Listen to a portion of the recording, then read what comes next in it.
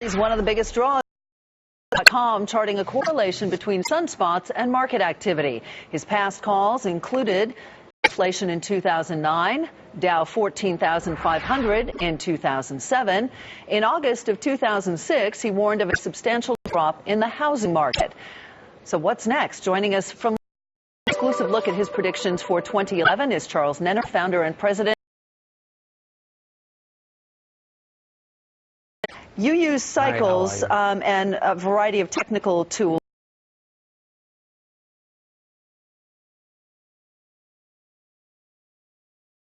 Your major prediction for this upcoming year? Well, I just want to repeat you just said deflation 2009. I started mentioning it, and I think we're still having more deflation. If you look at the rate of deflation that's going on, I don't know why nobody's paying attention, but we're almost really in deflation territory. I see the economy picking up for a couple of months, but after that,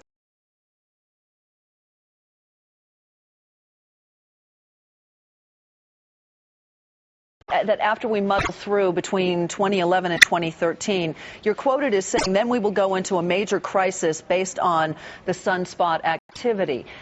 Do you have a sense yet as to what that crisis would be or what it might be linked to? Well, I always come up with two things. First of all, a deflation. And second of all, I tell people I do cycles on war and peace. And every time I do it, I come up with the start of a major military conflict, the end of 2012, the beginning of 2013. So I think it's going to be a combination.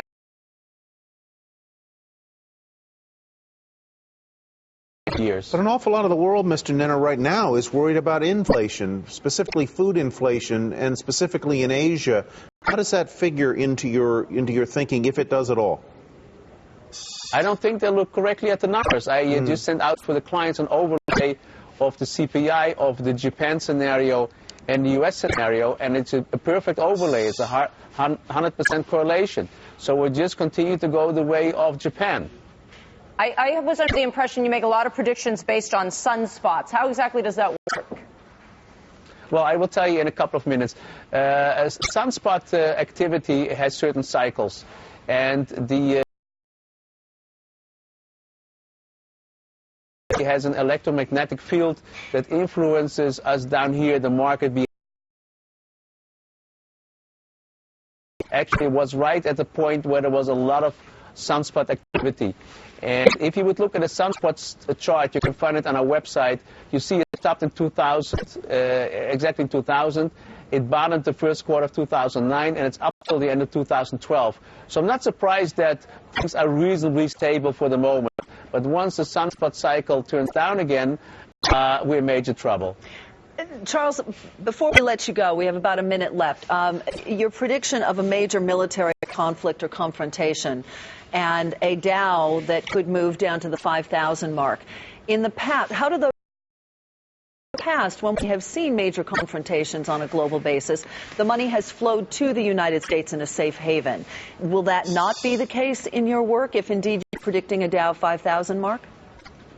If you look in history, there's certain wars that lead to a bull market and certain wars that lead to. If the cycle is turning down and on top of that you have a military conflict, then people are very much afraid and they make negative interpretation of reality. It doesn't have to be reality, you just see reality very bleak. So the connection between the sunspots is that if the sunspot activity is low, then